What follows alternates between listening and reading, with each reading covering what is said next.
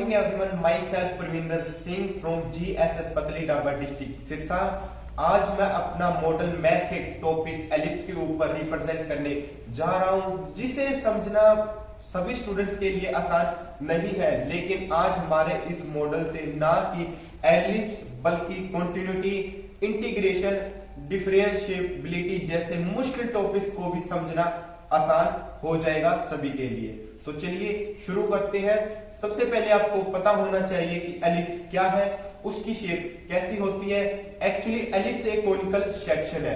जब भी कोई प्लेन फिगर किसी कोन को कट करता है तो हमें अलग अलग कोनिकल सेक्शन मिलते हैं, जैसे सर्कल, एलिप्स, पैराबोला और हाइपरबोला।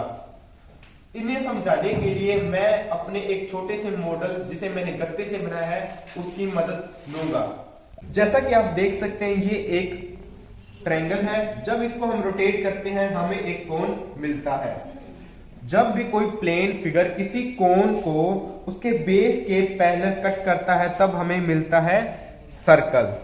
जैसा कि आप इस कोनिकल सेक्शन में सर्कल की फिगर देख सकते हैं।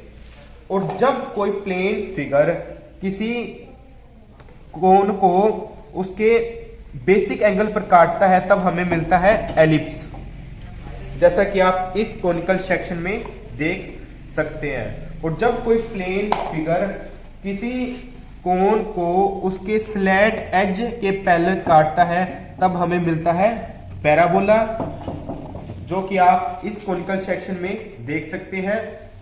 और जब कोई प्लेन फिगर डबल नैप कोन को इंटरसेक्ट करते हैं तो हमें मिलता है हाइपरबोला, जैसा कि आप इस सिंगल कोन में देख सकते हैं।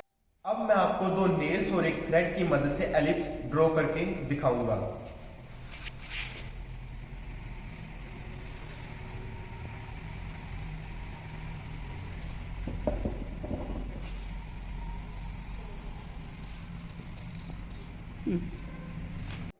ये जो दो नेल्स आप देख रहे हैं ये एलिप्स के फिक्स फोकस है। अब हमें ये थ्रेड क्या बताता है कि जब भी हम कोई पॉइंट्स एलिप्स पर लेते हैं तो दोनों फोकस से दूरियों का जोड़ हमेशा सेम रहता है। और जब भी हम थ्रेड को छोटा करते हैं तब हमें एलिप्स छोटा मिलता है, और जब हम थ्रेड को थोड़ा बड़ा लेते हैं तब हमें एलिप्स भी बड़ा मिलता है।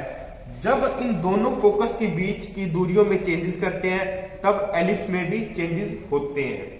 तो अब हम चलते हैं हमारे मेन मॉडल की ओर। इस मॉडल में हमने इसे एक्स एक्सिस लिया है और इसे वाई एक्सिस लिया है।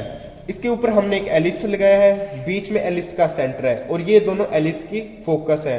अब हम चेक करेंगे कि एलिप्स के किसी एक बिंदु से दोनों फोकस की दूरियों का जोड़ क्या किसी दूसरे बिंदु से सेम रहता है, तो हम कहेंगे यस। इस मॉडल का यूज अब हम कॉन्टिन्यूटी के लिए करेंगे। सबसे पहले मैं आपको इसमें से एक रिंग पास करके दिखा रहा हूं, जिससे हमें पता चला कि हम एलिप्स को बिना हाथ उठाए ड्रॉ कर सकते हैं, इसलिए हम एलिप्स को कंटिन्यूस कर्व भी कहते हैं। अब मैं आपको इस मॉडल का यूज डिफरेंशिएबिलिटी के लिए करके दिखाऊंगा। डिफरेंशिएबिलिटी का रूल है कि फंक्शन के किसी एक पॉइंट पर सिर्फ एक ही टेंजेंट ड्रॉ होना चाहिए। तो चलिए चेक करते हैं। इसके लिए एलिप्स का एक पॉइंट लेते हैं। क्या यहाँ पर एक ही टेंजेंट ड्रॉ होता है, तो यस। नीचे एक पॉइंट पर और देख लेते हैं, क्या यहाँ पर भी एक ही टेंजेंट ड्रॉ होता है, तो यस।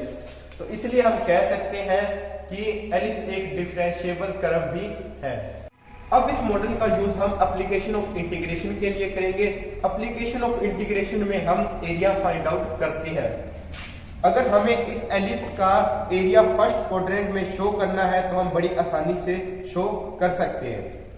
और अगर हमें इस एलिप्स का एरिया पॉजिटिव एक्स एक्सिस में शो करना है तब भी हम बहुत ही आसानी से शो कर सकते हैं।